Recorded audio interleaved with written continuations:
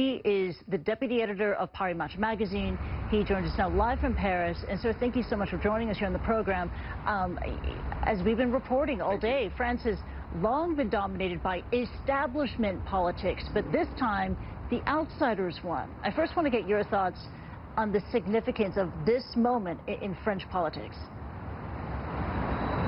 Well, it's a huge earthquake because, as you viewers have to realize, I mean, the constitution of the Fifth Republic was made by de Gaulle. And ever since, for 70 years, we have had an alternance between the right and the left. So whether it was the Socialist Party or with Mitterrand, or the right-wing party with Chirac or other presidents, it was always an alternance between two parties. There was never any outsider who gained enough steam in order to make it to the second round or to win the election. This time around, you have a second round with two people that are neither to the left nor to the right.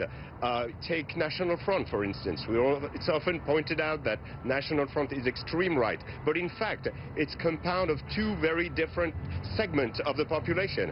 In the north, the National Front has taken a lot of former workers in disfranchised area, in industrial area, and in the south, it's more right-wing people against migration because it was affecting their area that moved to the National Front. When you take Emmanuel Macron has been able to gather around his persona and his charisma a number of people from all the spectrum of politics in France, including former communists all the way to liberal, free trade, everybody. So Macron is betting on a dynamic of change. He thinks a little bit like Obama when he ran for election in the U.S. He tries to say, I am change. I'm going to change the way politics are made in France. And Marine Le Pen, on the contrary, is going to say, I'm going to restore France. Pretty much the same way Donald Trump said when he was running, he wants to make America first. So you have two very different characters, but they don't embody a right or a left. That's very new. Yeah, two very different candidates in a very, very different French presidential election. Let's talk more about Emmanuel Macron. You made the comparison there between him and Barack Obama. We know that Macron has no experience in electoral politics.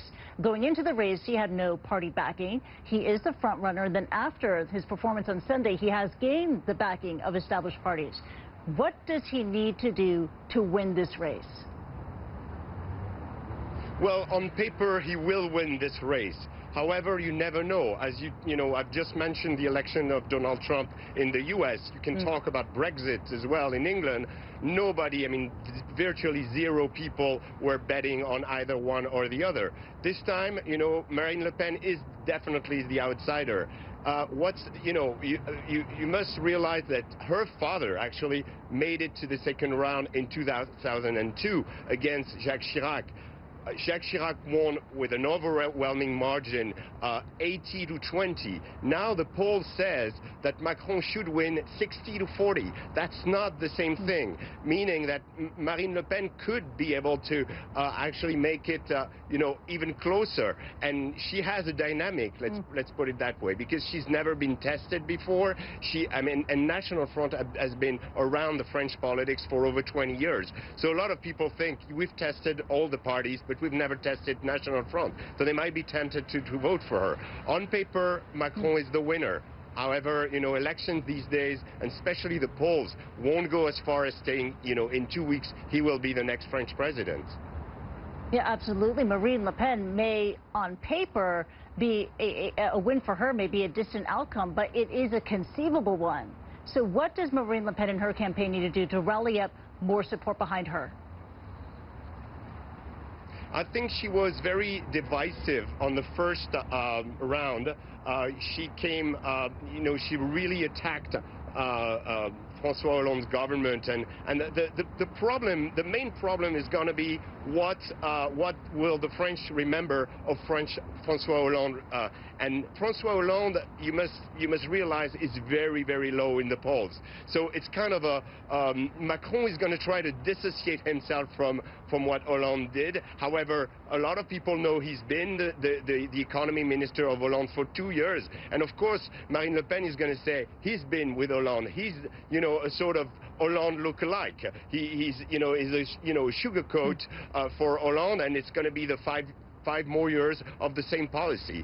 So if she wants to win, she will have to, the problem with her is she will have to attract a number of people from the right, which she will probably. Even Fillon said yesterday that he was urging his supporters to vote for Macron. I think she will gather a number of them. The other unknown factor is how many people from Mélenchon, who's the clear left candidate, who made almost 20%. This is a huge win for Mélenchon. Even if he didn't make into the second round, he won 20%. And Mélenchon is, you know, a mixture of former communist with, you know, he has a lot of charisma. He didn't say yesterday who to vote. So that's a big unknown. And a number of people that are on his side, we know, are from disfranchised area, are people that had been left out for many years. Some of them were formerly with Le Pen, and they decided to go back to the left, who's their traditional family. Will they go with Le Pen, or will they go to Macron, or will they simply not vote?